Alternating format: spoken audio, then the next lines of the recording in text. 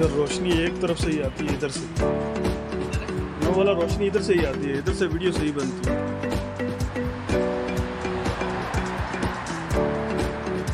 बाकी जगह अंधेरा है।